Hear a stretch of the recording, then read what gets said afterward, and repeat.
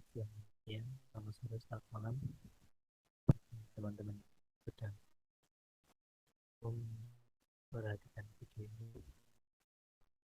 ini kami akan memperhatikan hasil diskusi kami mengenai mata kuliah pemahaman tentang didik dan pembelajarannya. Perkenalkan kami dari kelompok kami terdiri dari saya sendiri yaitu Pura-Pura Andromeda, ada Ida Elisa dan Oni Alaska. Baik, pada kesempatan kali ini kami akan mempresentasikan beberapa hal. Yang pertama yaitu mengenai teori behavioristik, teori sosial kognitif, dan teori konstruktivisme. Yang kedua yaitu ada model pembelajaran berdasarkan prinsip konstruktivisme. Yang terakhir yaitu ada rencana meningkatkan motivasi siswa. Baik, untuk materi yang pertama akan dibacakan oleh Mbak Oni. Untuk saudara Oni, waktu dan tempat kami persilahkan. Baik, di sini saya akan menjelaskan tentang teori belajar behavioristik. Terdapat beberapa menurut para ahli mengenai pengertian teori belajar behavioristik. Yang pertama menurut Pavlov. Pavlov menjelaskan tentang belajar merupakan proses perubahan yang terjadi karena adanya syarat-syarat atau condition yang menimbulkan sebuah reaksi atau respon. Hal terpenting dalam belajar menurut teori classical condition adalah adanya latihan secara terus-menerus agar menghasilkan perilaku yang lebih dan terjadi secara otomatis. Selanjutnya, menurut Edward, proses belajar setiap individu melalui trial and error. Masing-masing orang akan mencoba, dan ketika gagal, maka akan mencoba lagi, mungkin dengan cara yang dimodifikasi, dan begitu seterusnya, sehingga cara yang ia gunakan semakin efektif dan efisien, hingga pada akhirnya ada kemajuan tingkah laku. Selanjutnya, menurut Skinner, belajar adalah proses perubahan perilaku yang dicapai sebagai hasil belajar melalui proses penguatan perilaku baru yang muncul. Perilaku bisa diubah melalui proses penguatan positif ataupun negatif. Dari pendapat para ahli tersebut, kelompok kami menyimpulkan bahwa teori belajar behavioristik merupakan teori belajar yang lebih mengutamakan pada perubahan tingkah laku siswa sebagai akibat adanya stimulus dan respon.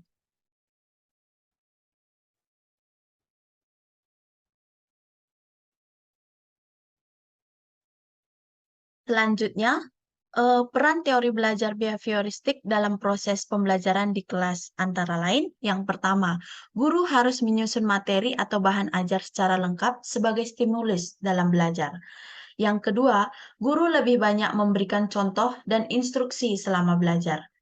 Yang ketiga, guru memberikan banyak drilling dan latihan agar terbentuk perilaku atau pembiasaan seperti yang diinginkan. Yang keempat, saat guru melihat adanya kesalahan, baik pada materi maupun pada siswa, maka guru akan segera memperbaikinya. Yang kelima, adanya evaluasi berdasarkan perilaku yang terlihat.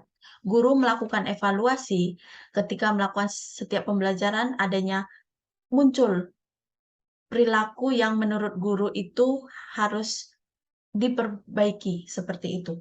Selanjutnya yaitu adalah teori sosial kognitif atau teori sosial kognitif.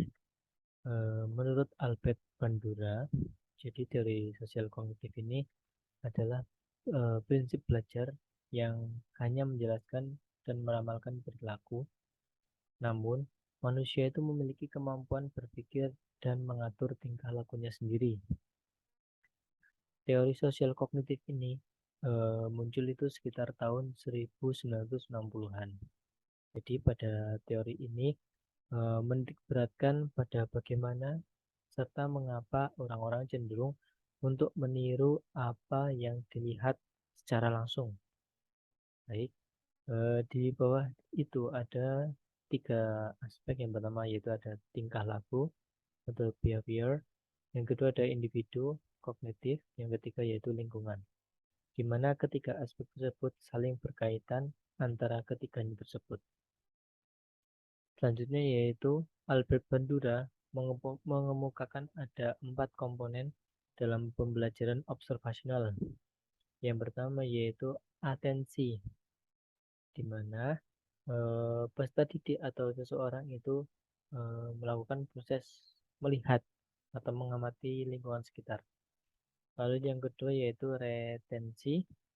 Retensi itu setelah anak itu melihat atau kita melihat hal yang ada di sekitar, kita pasti akan memasukkan ke dalam pikiran kita atau kita akan merekamnya.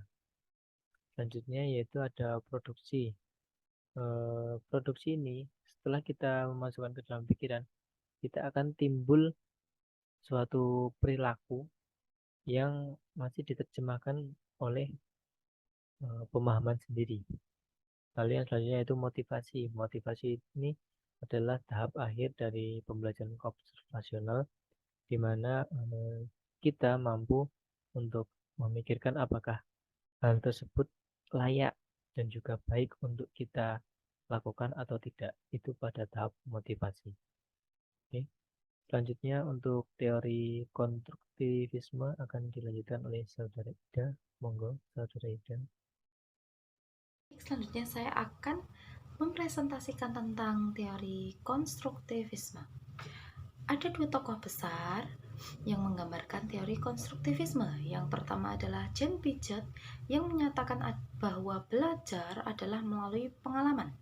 Jadi menurut Jean Piaget, belajar adalah melalui suatu proses yang pernah kita tempuh atau suatu hal ataupun kejadian yang sudah pernah kita alami. Kemudian menurut Vygotsky, belajar adalah melalui interaksi dengan lingkungannya, yaitu suatu hubungan, suatu komunikasi dengan lingkungan, baik itu dengan teman, dengan tetangga, maupun dengan alam. Penerapan teori konstruktivisme dalam pembelajaran, yakni setiap individu diberikan kesempatan untuk berinteraksi. Jadi sebagai seorang guru, kita harus bisa memberikan kesempatan yang sama kepada setiap individu di dalam kelas untuk dapat berinteraksi dengan guru maupun dengan teman sejawatnya. Lalu, siswa diajak untuk melakukan kegiatan yang memberikan pengalaman nyata. Di dalam pembelajaran, siswa tidak hanya diberikan teori secara kognitif, namun juga diberikan kegiatan-kegiatan yang memberikan pengalaman nyata dan kegiatan yang bermakna bagi siswa, sehingga siswa dapat membangun pengetahuannya sendiri, dapat mengkonstruktivisme pengetahuan di dalam otak mereka masing-masing, sehingga pembelajaran lebih bermakna dan lebih mudah bagi siswa untuk mengingat materi tersebut. Kemudian, memfasilitasi siswa untuk mengembangkan keterampilan bernalar kritis. Dengan adanya pembelajaran nyata, pembelajaran yang bermakna, maka siswa akan belajar untuk mengembangkan nalar mereka, mengembangkan pengetahuan mereka, membangun pengetahuan mereka dengan nalar yang kritis. Kemudian, pembelajaran dilakukan dengan mengajak siswa menghubungkan konsep dengan pembelajaran konkret. Seperti tadi yang sudah saya jelaskan, bahwa pembelajaran harus dikaitkan antara teori ilmiah dengan fakta alamiah atau kejadian-kejadian konkret yang ada di masyarakat, kejadian-kejadian konkret yang siswa alami dalam kehidupan nyata.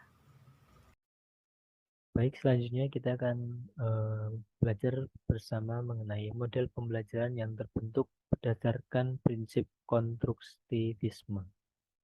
Yaitu yang pertama ada contextual teaching learning, yang kedua ada inquiry learning, dan yang ketiga ada cooperative learning. Untuk materi pertama yaitu contextual teaching learning akan dibacakan oleh Saudara Ida. Kepada Saudara Ida, waktu dan tempat saya persilakan.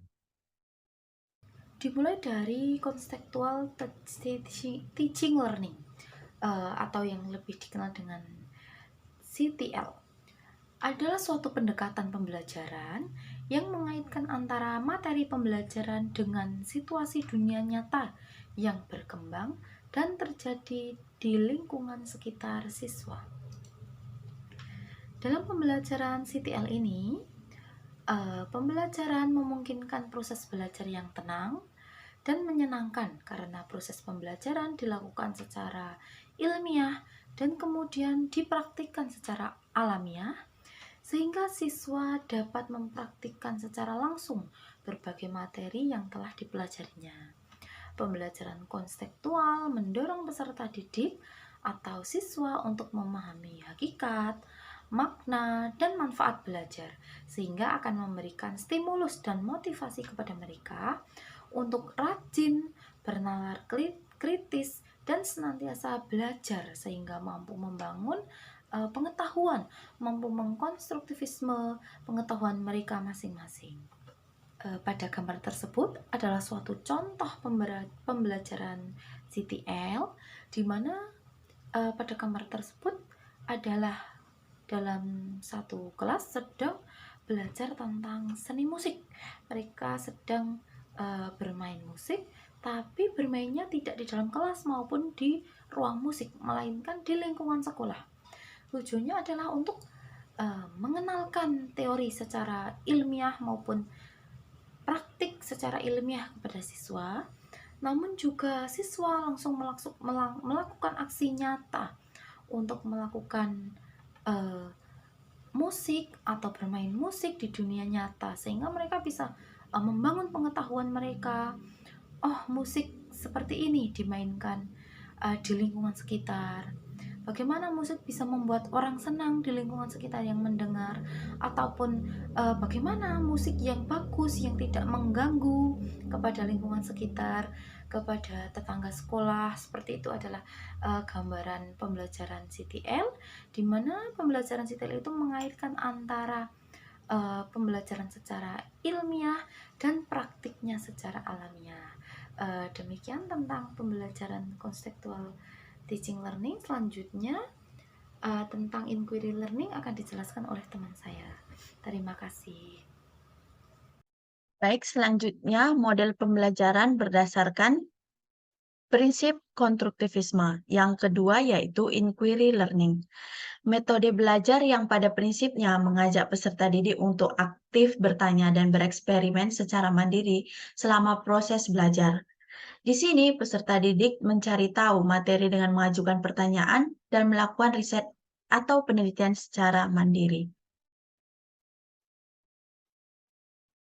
Inquiry learning terbagi menjadi dua kata, inquiry dan learning. Inquiry artinya meminta, keterangan atau penyelidikan, learning artinya pembelajaran.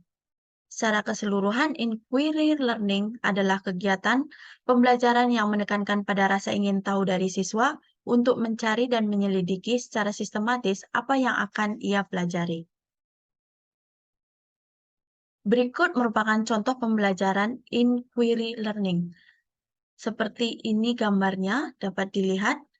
Nah, model pembelajaran inquiry learning adalah kegiatan belajar yang menekankan pada pengembangan baik keterampilan penyelidikan dan kebiasaan berpikir yang memungkinkan peserta didik untuk melanjutkan pencarian pengetahuan. Baik, selanjutnya yaitu ada model pembelajaran cooperative learning. Model cooperative learning yaitu di mana siswa itu diajak untuk mengerjakan sesuatu secara bersama-sama dengan saling membantu satu sama lain sebagai satu kelompok atau satu tim. Jadi, menurut kami, model ini cocok dijadikan sebagai bahan diskusi atau alat untuk diskusi di kelas tersebut. Karena melalui model ini, anak-anak itu, siswa itu dituntut untuk melakukan diskusi dan harus saling membantu satu sama lain untuk mencari solusi dari permasalahan yang diberikan oleh guru. Dan ini adalah contoh pembelajaran cooperative learning. Di sini terlihat ada beberapa kelompok. Satu kelompok kurang lebih terdiri dari 4 anak. Dan untuk lebih mengenal nama-nama kelompok, di gambar terlihat ada kelompok zebra, ada kelompok badak, dan lain sebagainya. Dan di situ terlihat anak-anak sedang bekerja sama mengerjakan soal atau tugas dari Bapak Ibu guru untuk mencari atau menemukan solusi dari permasalahan yang diberikan oleh Bapak Ibu guru. Itu ada rencana untuk meningkatkan motivasi para siswa. Yang pertama, kita diberikan permasalahan yaitu ada seorang anak yang bernama Tania. Dia berusia 7 tahun. Dia memiliki kemampuan rendah dan keinginan yang rendah untuk sukses.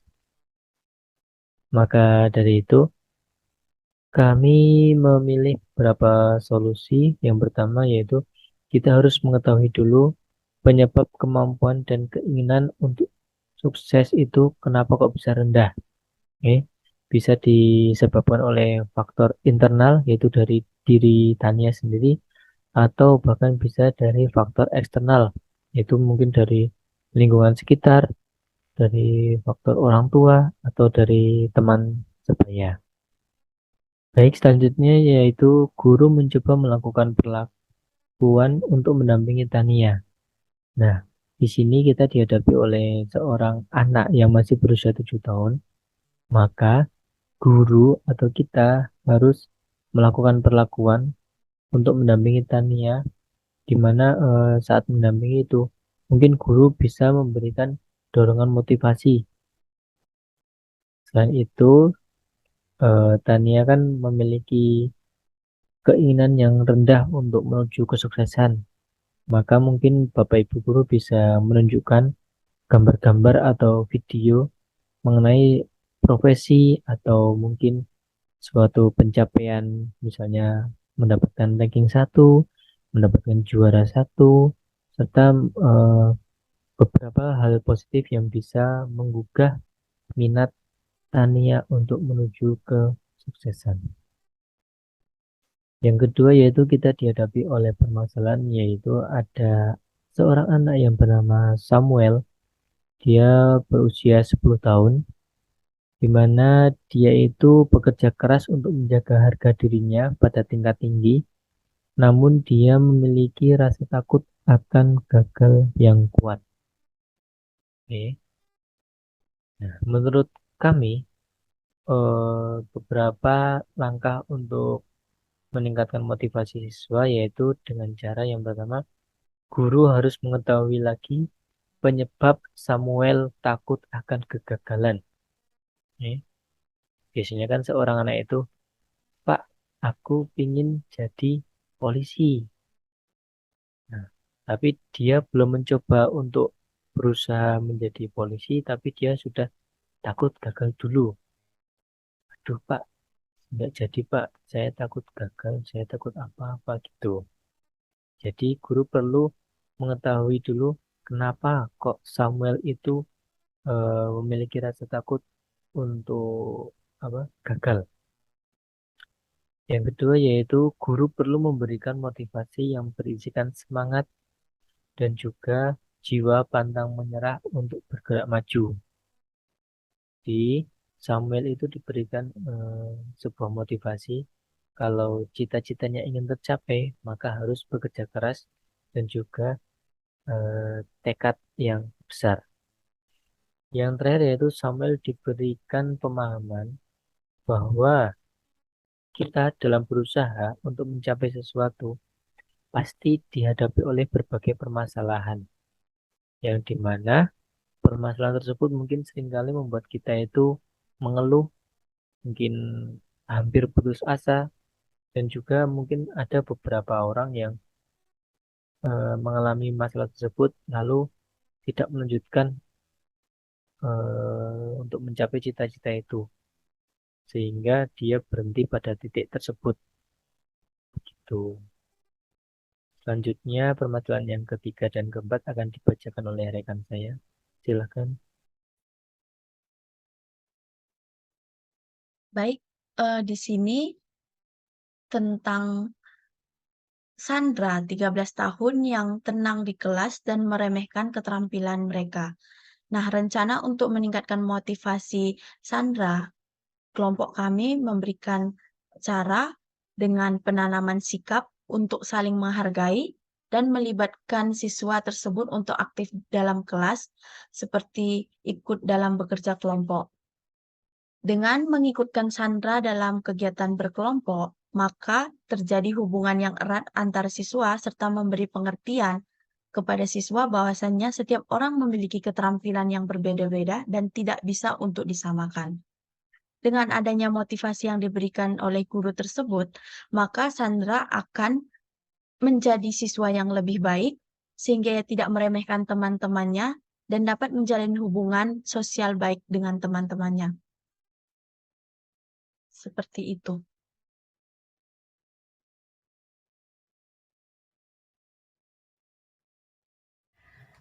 Berikut akan saya paparkan rencana atau cara untuk meningkatkan motivasi siswa, khususnya ini pada kondisi Robert, dia berumur 16 tahun, yang menunjukkan minat di sekolahnya sedikit ataupun kurang bersemangat, dan saat ini ia tinggal bersama dengan bibinya dan kondisinya guru tidak bisa menghubungi orang tuanya.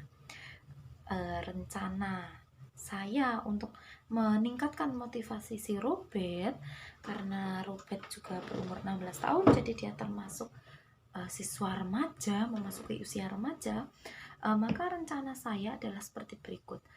Memberikan kesempatan kepada siswa untuk mengambil keputusan serta kontrol dalam kegiatan pembelajaran.